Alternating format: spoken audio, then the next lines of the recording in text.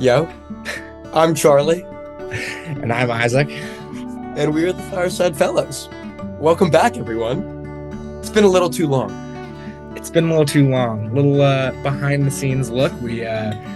I might have messed something up with one of our last recordings, and that might have really taken the wind out of our sails a little bit. It got us off our groove slightly.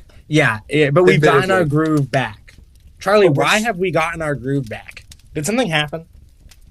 A little something happened just last night. We're recording this Wednesday, November 5th at around 7 p.m. Mm. And, about like 20 hours ago or so, something like that. I can't really do math.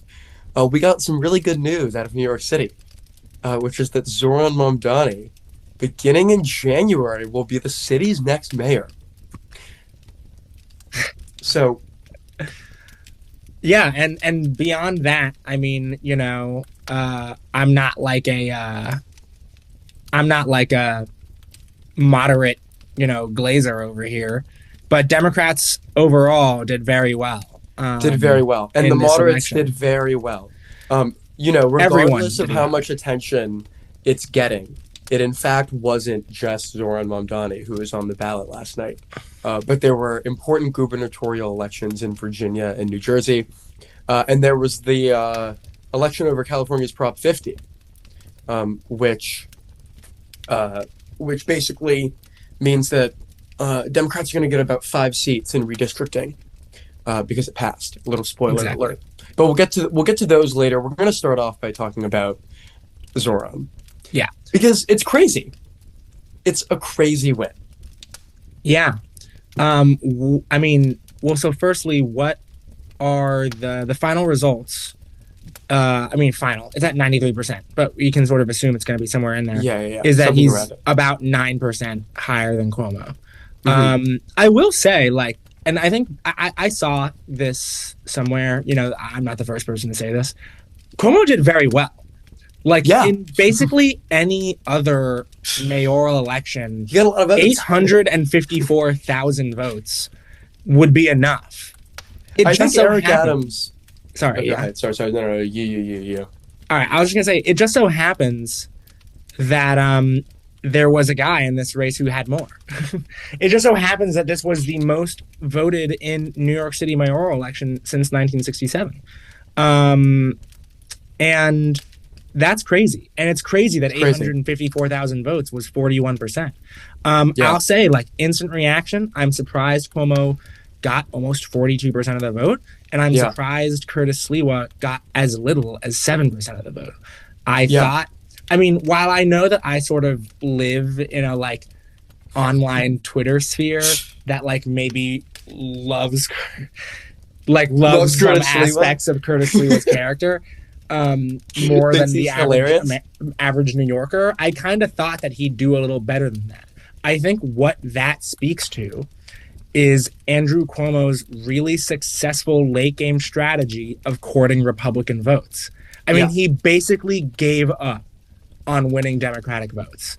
And he Completely just gave up. kept on going on Fox and Friends, and he met with Logan Paul, and he was just talking to all these right-wingers, and he was just trying to get the Republican vote. And nothing encapsulates that's more than the 24-hour previous to the election endorsement by Trump.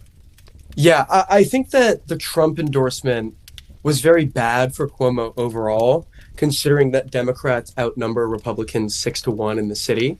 Yeah. But I do think that the Trump endorsement was a very important factor behind Cuomo doing so well at siphoning off Sliwa's support.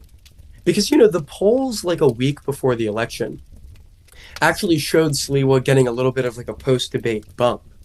And by the time the $40 million Cuomo ad spend was done, that basically was either trafficking and blatant Islamophobia and crazy reactionaryism, or is that how you say that word?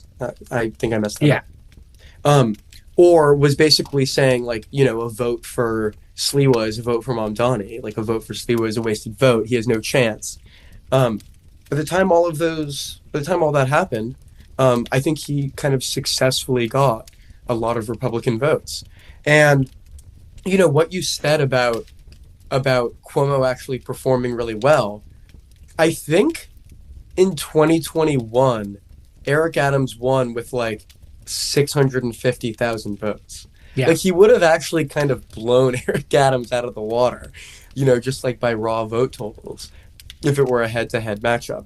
And I think I saw something that said, you know, Andrew Cuomo won enough votes to win like 7 of the last 8 elections or something, or maybe like the last 7 elections. Like his raw vote totals were very impressive. But that being said, Zoran's raw vote totals and the turnout numbers is just genuinely unprecedented.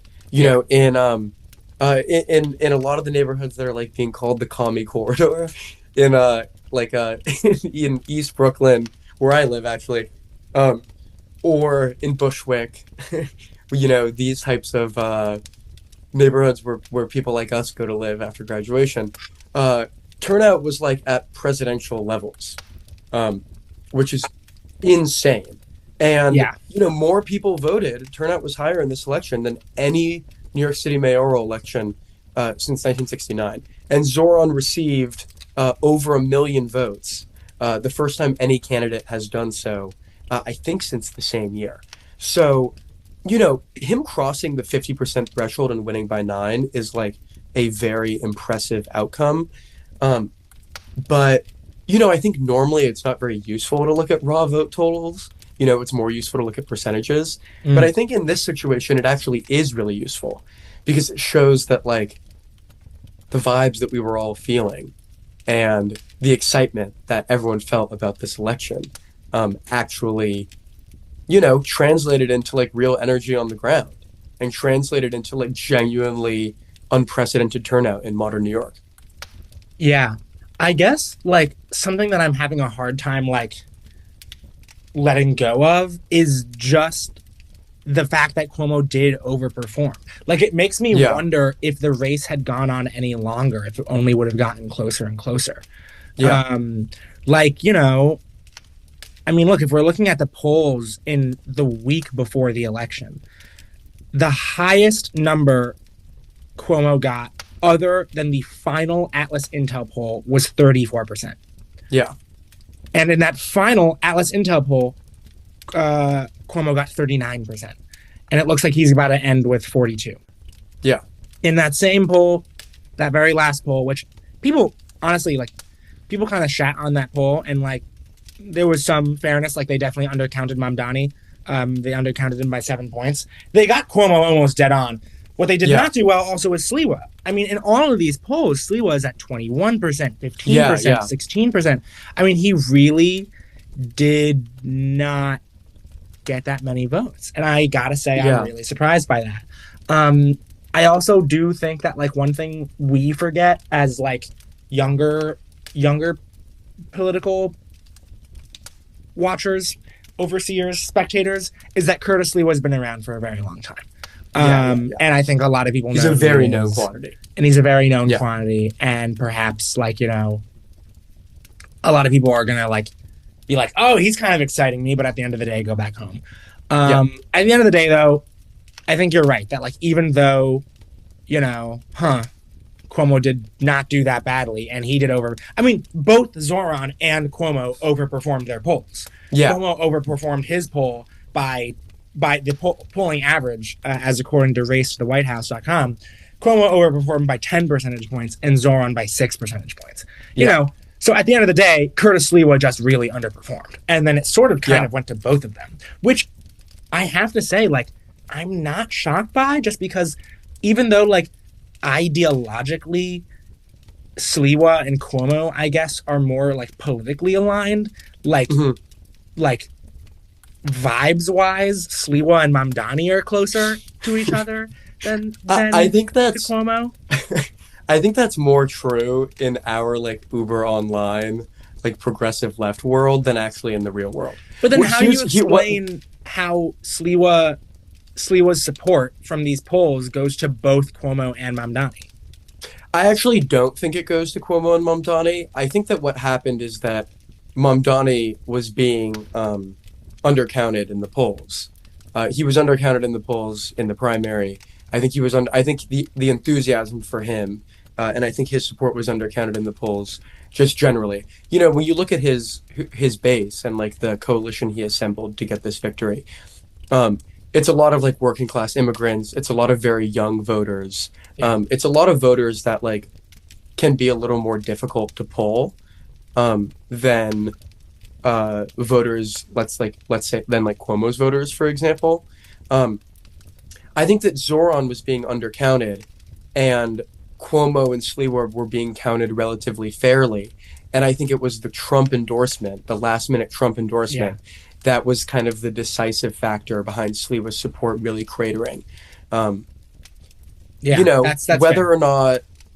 whether or not that's actually correct, who knows? But that's kind of my read on the situation. Um, I think that, I mean, look, Trump is still the dominant figure in our politics, you know, and that endorsement definitely didn't move the needle. You know, like it had some impact. I kind of refuse to believe it didn't. I think it had both a pro Mamdani and a pro Cuomo impact, um, potentially at the expense of Cuomo, but there's no real way to know that.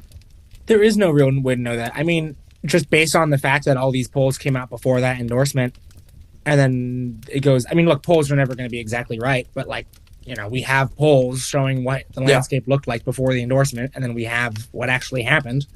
yeah, Um, the big factor in between those two things is the endorsement, and so you can sort of, guess that the Trump endorsement, maybe caused some Democrats to flock to Mamdani and a lot of yeah. Republicans to flock to Cuomo.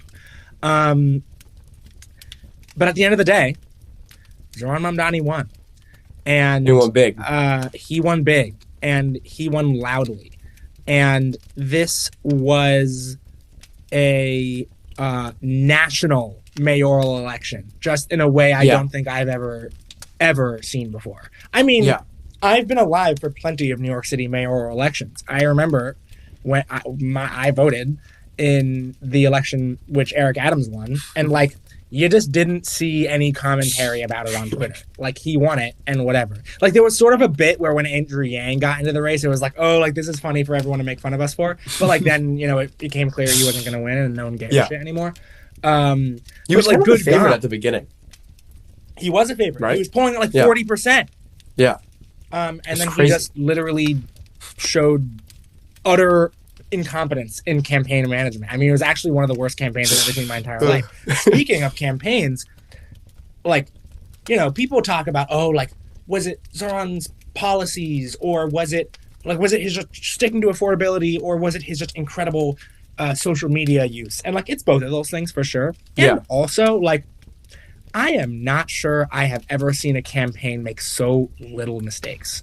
I mean, yeah. It was pretty insane. it was Yeah, a tight yeah, knit, excellently, efficiently, just perfectly run campaign. I mean, yeah. whoever ran his campaign should be getting calls. Like, I, I, I mean, I'm sure she is. and look, Yeah, that has something to do with Zoran. Like, maybe he just really didn't say anything problematic in college, and like, that stuff's just not going to come out against him because it doesn't exist. But also, there were real controversies that came about of past comments he made, and I think one really smart thing he did is he basically never apologized for any of them. He was yeah. like, He yeah, stood that's by a his thing. values. He was like, yeah, that's a thing I said. This is the policy I support now. Let's move on. Yeah, And I think it speaks to this overall politics of forgiving, perhaps, that is starting to take hold, which you can also see, not to leave the Zoran talk for now, but just a brief intermission, which you can also see in the lieutenant governor's race in Virginia, of the candidate yeah. That's an interesting election. who uh, who Said some was really what horrible shit. quoted saying he like wanted his opponent to die. I think. He Uh, said he said that if I had two bullets and there were three people in front of me, Hitler, uh, Pol Pot, what is his name? I The have no idea. Cambodian dictator. I have I no think idea. it's yeah. And the Republican Speaker of the House in Virginia, the Republican Speaker of the House of Virginia would get 2 bullets in the head. Yeah. And he texted this to a Republican politician, I and then mean, ran for attorney general. and It's like, won. I will say, won. he did underperform, like pretty. He underperformed by like 6. The polls? No, the top of the ticket. Oh yeah, of course he's gonna underperform. Yeah. It's just insane that I mean, he still won. I mean, that's But wild. it's not like, I don't think he's necessarily a great example of like, oh, like voters are very willing to be like, oh yeah, like you can change your mind, like you can hold different beliefs now than you did in the past. I think I don't agree. I think Zoran or Graham Plattner are a better example of that, where I But I think think you voters can. are much more with them, like, oh yeah, like you have changed ideologically, your ideas have changed. I think that a lot of people probably held their nose and voted for the attorney general simply because he was a Democrat, and they think the Republicans are horrible and evil. But he still underperformed by like 6 or 7. Like No, that's he a pretty absolutely underperformed. bad. Yeah, But I think he would have underperformed more 4 years ago. And in fact, beyond that, I yeah, think he would have. I that's think he true. would have gotten pushed down 4 years ago. I think he would Yeah, have that's gotten probably asked to true. leave the race 4 years ago. Yeah, And he didn't. that's a good point. And I think that sort of, to me, is like what's really interesting is that even the establishment in Virginia didn't ask him to leave. Yeah, Um, I mean, I was okay. in the camp that I thought they should. And I think you could make the argument they were right not I mean, to. not like electorally. I just think that like he shouldn't have been allowed to stay in the race for attorney general. But then it probably would have surely been a loss. I mean, who knows? Yeah. Then it would have been a Kamala Harris 107-day situation. Oh my God, don't even get me started, bro. All right, Did you well, see we'll her get back to interview? Did you see Virginia her in a sec. interview with Jon Stewart? No.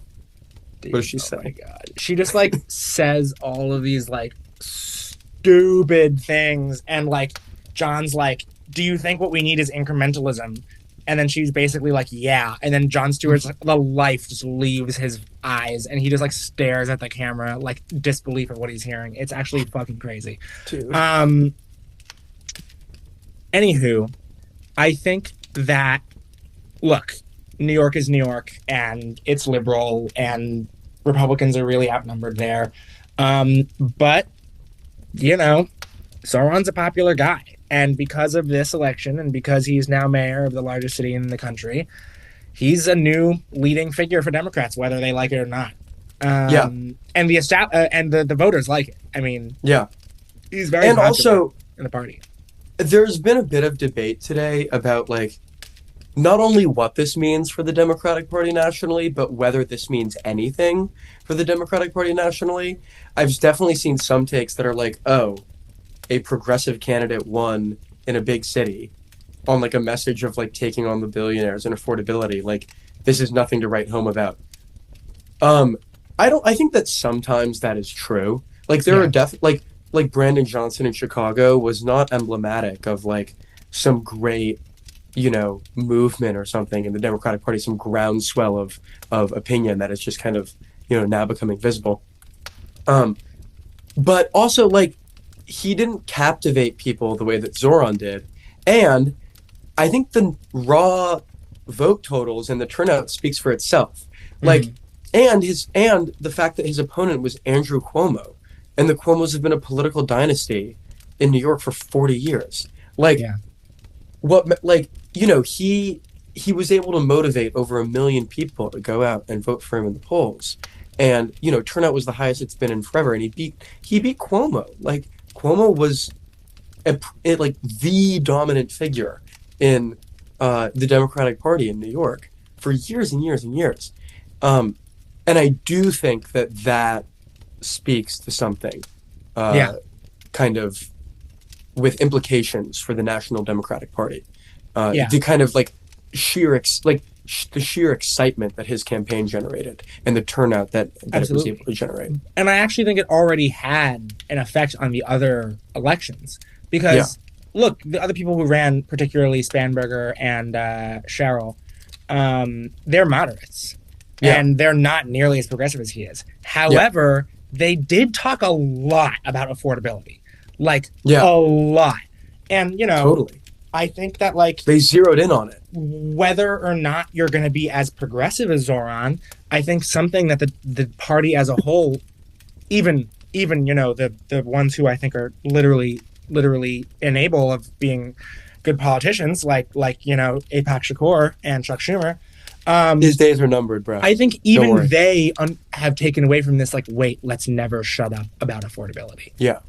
Whether or not I'm going to make, city-run grocery stores or buses free, I'm not going to stop talking about affordability. Yeah. And what Yeah. Spanberger and Cheryl did was Trump, Trump, Trump. These candidates are Trump, and affordability, affordability, affordability, affordability. Yeah. I mean, Cheryl even endorsed some I think she endorsed like a policy to like freeze Yeah. increases in utility bills. Like, they even got some policy cues from Zoran. Yeah. But she's a honestly, I think the way in which the way that this is really going to matter, the way in which this matters now is in terms of vibes, one, and also in terms of like kind of what it indicates about what like the party base is interested in, and what it indicates about how not just economic populism, not just progressivism, but what Zoran presented, which is really kind of like a real, I don't know, it feels like something different than those two things, Like he ran pretty unabashedly, not just on affordability and not just on like his policy planks, but on like a new type of politics. He emphasized on Hope Corps politics. Yeah, he emphasized it over and over again in his victory speech. He emphasized it during like his interviews on the campaign trail. He talked about it in his victory speech in the primary. We got two of those. We got two victory speeches. Fuck Cuomo. Like it wasn't just the affordability piece of this is the most important piece of this, but it kind of factors into kind of like a new style of politics, a new kind of brand of politics, a new type of politics that Zoran really emphasized, and I think successfully created as kind of and kind of showed to Democrats around the country that there's a real appetite for this in terms of the like just unprecedented enthusiasm that he was able to generate in modern New York politics. Yeah. I mean, also fatigue with centrism and fatigue with like the status quo. I think it's both of those things, and I think it's about whether. And one thing I'm like so curious to see is, I mean, what we have seen already today is that Republicans everywhere, Mike Johnson said this today, Trump is doing it today, Republicans across the country and in D.C. are going, oh my God, look at the Democrats, they're socialist, Zoran point to him, bro. Zoran Mamdani, bro, like that's their leader, bro. They keep doing that. What I'm really curious to see is if that works. I think that works if the character is Gavin Newsom. Like if Gavin Newsom does something really, really left leaning, and they're like, look, this is the leader of their party. I think it kind of works because at the end of the day, people don't really trust Newsom nor really like him that much. But he's getting there. But I gotta say, like, and Prop 50 helps him get there. But I gotta say, like, I just wonder if this is going to work for the Republicans as branding. I think it motivates their Democratic. Base. Well, it motivates their base, but the one thing which base does it motivate? I think it motivates their conservative older base. Yes. What I don't think it does is motivates this new coalition that Trump created in 2024 on young men, because in the exit polls. I mean, I'm going to have to find this again just to confirm it. And so, if this is incorrect, like, I'll find it while you're talking. But I saw an exit poll that showed that Mamdani was plus 40 among men 18 to 29 in New York. I mean, honestly, like, I'm not going to lie. That kind of makes sense because where are men age 18 to 20 in New York living? Sorry, it was 42 points. Holy fucking shit. I mean, that is the base that delivered Trump the election in 2024. It was young white men. Yeah. Now turns out that not just young white men, and not just men, but young men overall, plus 42. I mean, that's absurd. That's absurd. Also, Zoran did, especially compared to the primary, he won majority black precincts by plus 30. Yep. He won majority Hispanic precincts by plus 26. And black voters. Oh, I think he won majority Asian precincts by like 5 or something. There's some very, very, very conservative, I think it's Chinese immigrant neighborhoods in New York that skew those numbers, towards Cuomo. Actually, I think they actually voted for Sliwa. But another key part of Trump's and he won working class precincts by, I'm pulling this up right now. Oh shoot, am I on the wrong page? Well, just to take over while you're finding that. Yeah. To agree with you, that isn't also representative of Democrats overall. Like, it's not like young men are just coming back to the party in droves, because this is the NBC exit poll on young men 18 to 29. In Virginia, Spanberger was plus 14. In New Jersey, Sherrill was plus 10. And in New York City, Mamdani was plus 42. 42. It's unreal. It's genuinely unreal. If you make him the face of the Democratic Party, maybe a bunch of young men, 18 to 29, are going to go, wait, I fucking fuck with that guy. Yeah. I mess with that guy. I think he's cool. I either voted for him or wish I could have voted for him. Yeah. And I'm now more into the Democratic Party because of it. So I think you're right that at the end of the day, it might motivate the Republican base, but I think it's going to motivate their older, more established base much more than the sort of newer, weird coalition of, like you were saying, Hispanic and black voters and young men and young white men in particular. Yeah. I think they are actually going to be sort of into the idea of the Democratic Party being representative of what Zoran is.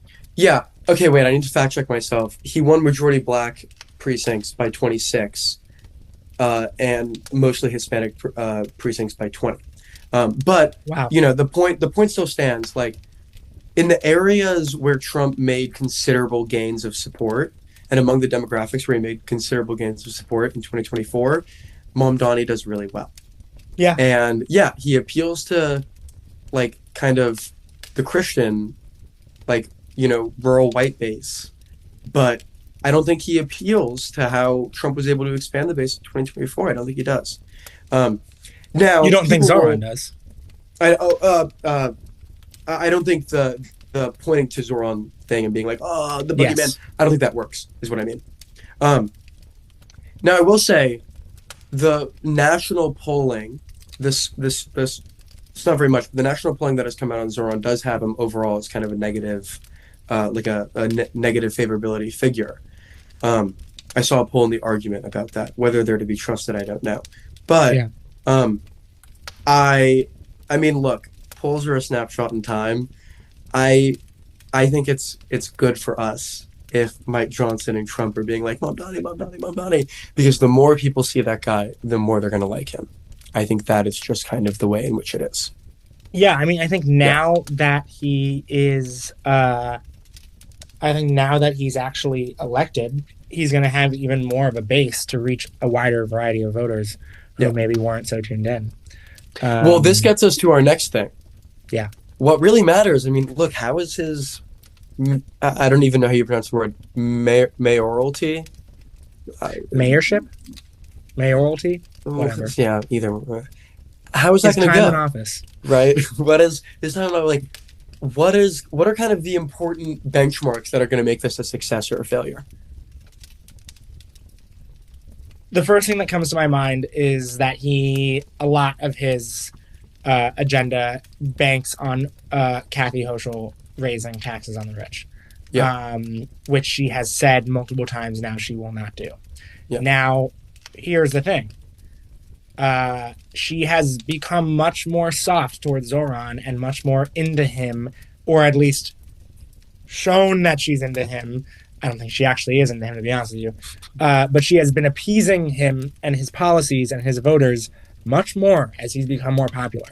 Yeah. And he, especially if he ends with over 50% of the vote, I mean, look, he has a mandate no matter what. But if he ends with a majority of the vote and this energy continues, look, she's going to be up for re-election, and she's probably going to have to she's go going up to face against, a primary. and she's going to face a primary, and she might face a tough primary. I mean, she might face Stefanik, which will be a real challenge. Well, that'll be the general. Right. Sorry, she's going to face a primary, but she's also going to face the general. Yeah, she's also going to face both. Stefanik. So she's going to face candidate. 2 strong elections. Yeah. If she pisses off New York City, who has shown that they are behind Zoran, by not letting him do what he wants to do, I don't know. And so she has a difficult choice to make in front of her. I mean, to me, it's not a difficult choice. Obviously, she should just fucking do it because it's clearly what people want. But that's not what her values are. That being said, I think she cares about being reelected. I think she is a politician. Yeah. Who wants to be reelected. And I think it's as simple as that. And so I think, to me, that's my biggest question. Otherwise, you know, look, I think the free buses thing isn't actually very hard. It doesn't take that much money. It's just really universal childcare. Oh, freezing the rents won't be that hard. It's really just universal childcare that I think, you know, is going to run into some issues with. And also public safety. That's going to the be new department. Well, just both the new department and the crime data in general, because there's going to be a microscope on public safety in New York. And look, it's not just a talking point on the right. It is actually an issue that people really care about, and it's kind of one of the top issues on voters' minds when they showed up to the polls. I think Mamdani has gained New York voters' trust a bit by saying that he's going to appoint Jessica Tisch, who's pretty widely popular, as police commissioner, and I think people like his Department of Community Safety idea. It's kind of, I think it's a good idea. I think it's a good idea. People have been talking about doing that for decades now. I mean, yeah, but nationally, and as far as is this guy and is his mayoralty or whatever the fuck, is it going to impact Democratic politics in the midterms and in 2028? I think some of that is definitely going to depend on if how good New York is looking. On how New York is looking in terms of public safety and the success of the Department of Community Safety. That's right. And look, I mean, there are cities that have implemented programs like this that have gone pretty well. Yeah. Now, programs like city-run grocery stores really haven't been implemented that much in the States. And so, that's much more of a question mark. And it's just going to be a pilot program. So even if it goes badly, I think it's not going to go that badly. Yeah.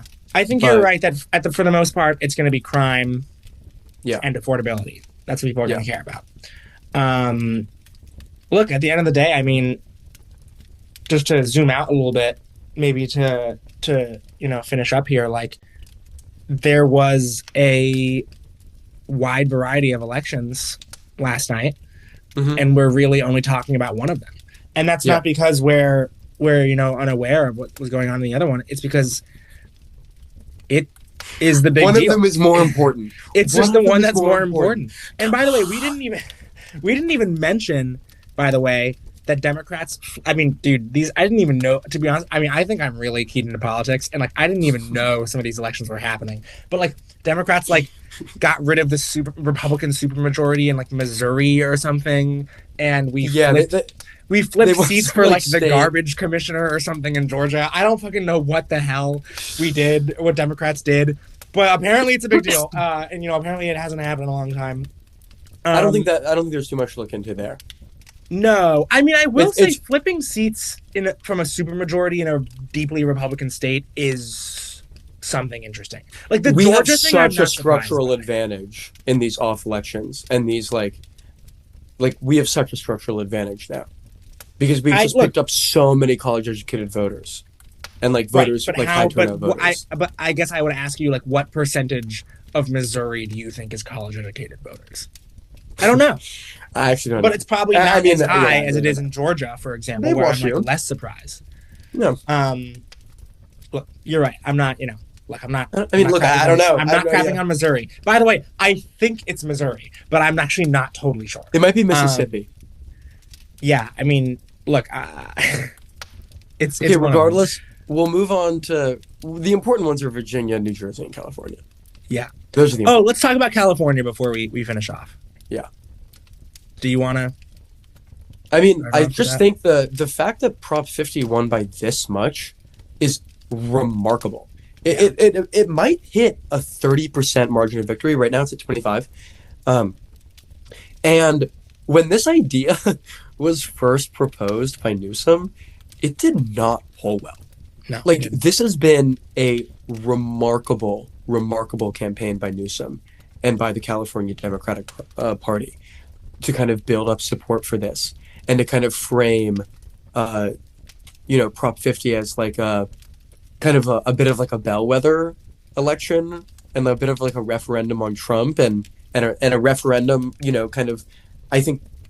I mean, I don't like what's going on with this whole redistricting thing, like for the Republicans or the Democrats, but rightfully framing this as like, hey, look, like these people are trying to gerrymander us into like never having the House of Representatives. We need to fight back.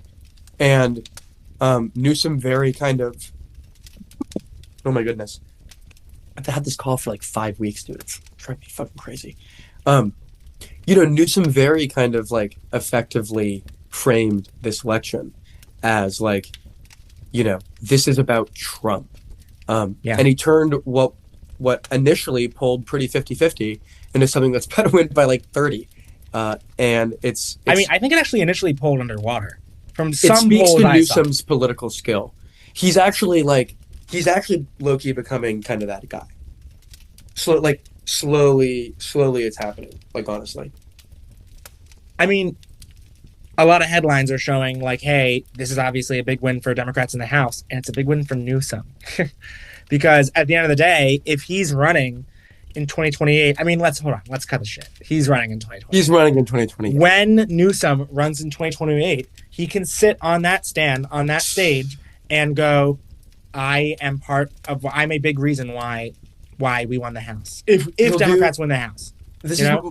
this is my Newsom walk where he's always like he does a lot of like this while he's talking. Like he's kind of very like he's very upright. He's got his mic, he's like this. He does but he's constantly walking back and forth and just like trotting in like a little like it's so funny. I was actually watching a TikTok like it was like a speech he gave like before this. So, not to like nerd out too much, but No, whatever. it's okay. You did. Yeah. Yeah. So that's good news for him. I don't personally feel one way or the other about it. I mean, look, I think he's running no matter what, and I think this Yeah. maybe helps. But at the end of the day, like, look, midterms aren't for a while. Yeah. We had a lot of That time. being said, they're not crazy far away. Well, we have a year. Are they a year from We now? have a year. Yep, we have a year. A year's a long time. It's a long year. time, and it's also not a long time. Like, what Yeah. it means is that a lot of people are going to start running, or if they haven't already. Okay. But what I'm really curious to see is how New York affects Maine, in particular. There was a new poll that had Plattner underwater. Yeah, and Zoran started at 1%. I'm not. We're a year out. Like I He's think got some yes, bad controversies. They're pretty bad. they're not great. Yeah, They are not they're pretty great. bad. I mean, I actually do believe that he's like a changed man, and like he fought 4 terms in Iraq. Like that's gonna fuck with your brain. Fuck Yeah. Dick Cheney, by the way. Smoking on that Dick Cheney pack tonight. Can we just say that? Huh?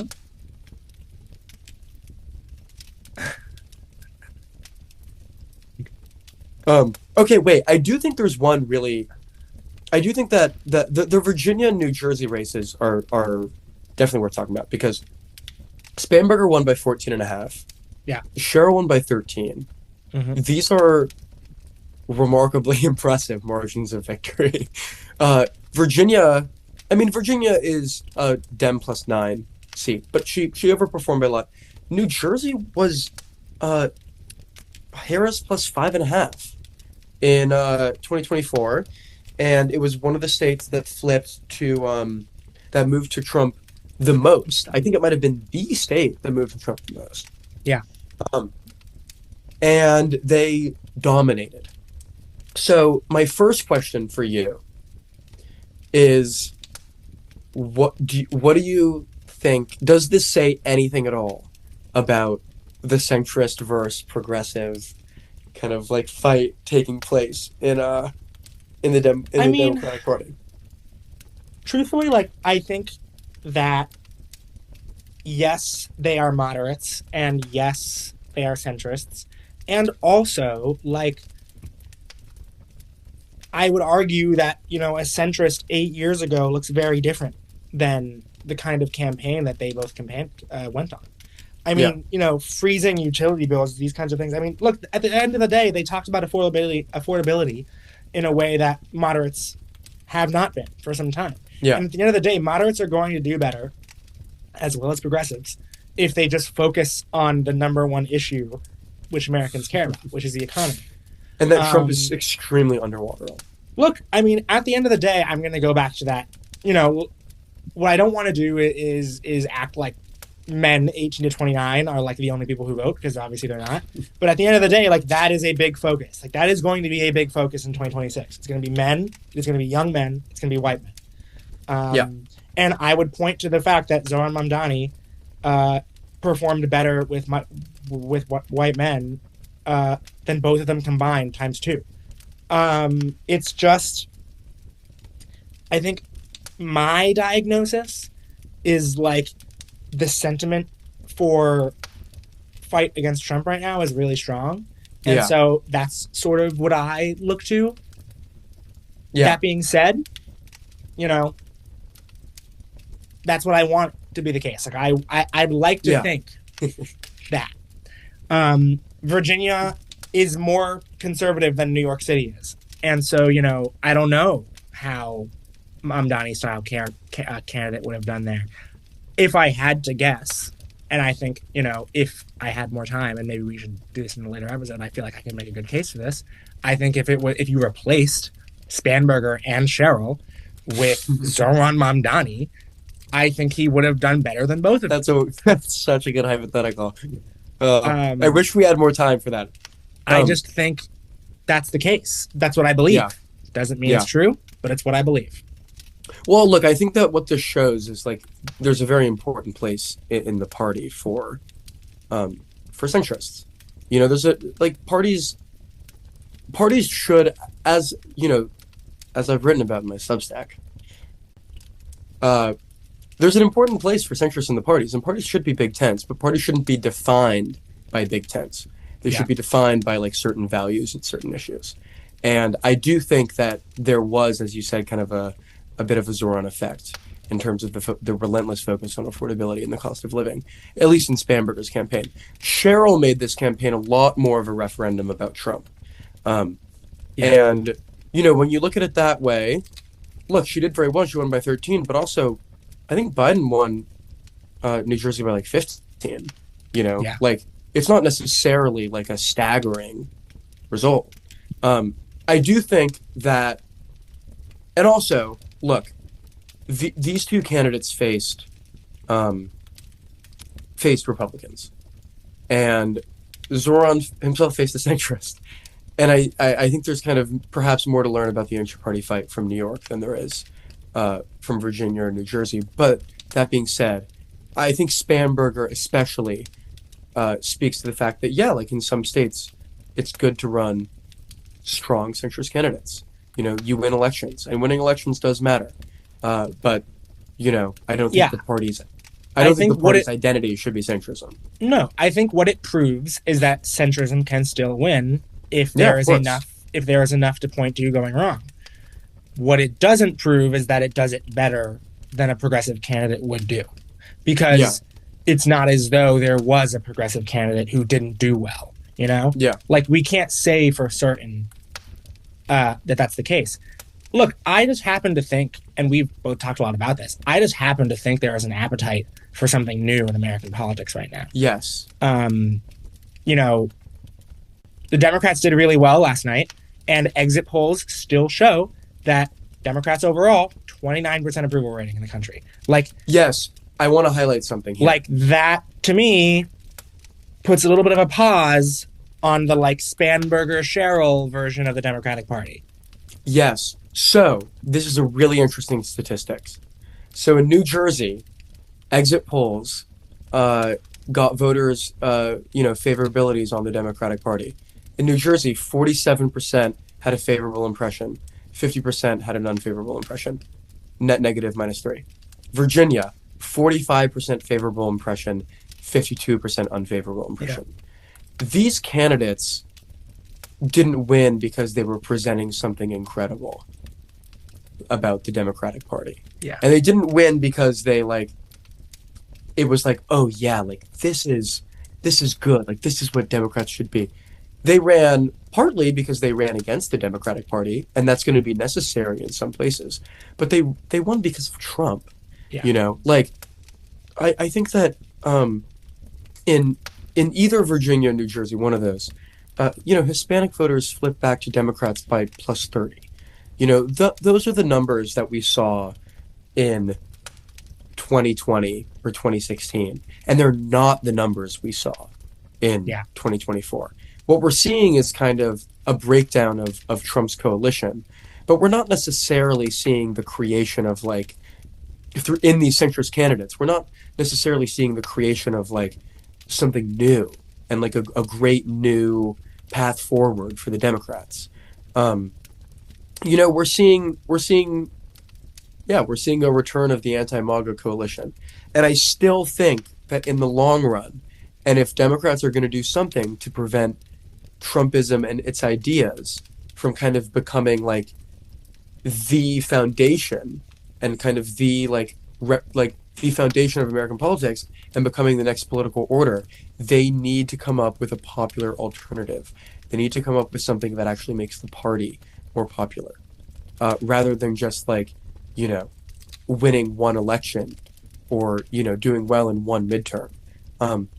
We need a realignment of our own to fight against what has been the MAGA realignment and what has been a kind of successful push on the right of the entire Overton window of politics, especially on key issues like immigration, to the right. I think that's a perfect way to end the episode. I mean, I think that's right. And nice. I think there's a lot more to be said, but we have reached time. Good-ish. Good-ish. All right. Yo, this has been the Fireside Fellas. I'm Isaac. I'm Charlie. And we have been the Fireside Fellas. We, for the last hour, have been the Fireside Fellas for you guys. We still are. We actually are, even when the camera's not on. Yeah. Please subscribe, sure. comment. We text about politics quite a lot. Oh. When are we not? I thought kind of every single day, actually. And I have to say, just last thing I want to say is seeing those numbers come in and the little percentages on the New York Times, God, it just release me. It's so satisfying. Release me. It's so satisfying. Oh, also the all caps New York Times headlines just are so ridiculously cool. And it even reminded me of when Trump won. Obviously, I wasn't happy, but the headline. No, the headline was ridiculously tough. I'm gonna look at it after this. It was actually ridiculous. I in that moment I was like, wow, if I liked Trump, I would just be losing my fucking mind right now. Anyways, subscribe. We're out on all platforms. And one last shotgun. See y'all next time. Yeah. Peace out, y'all.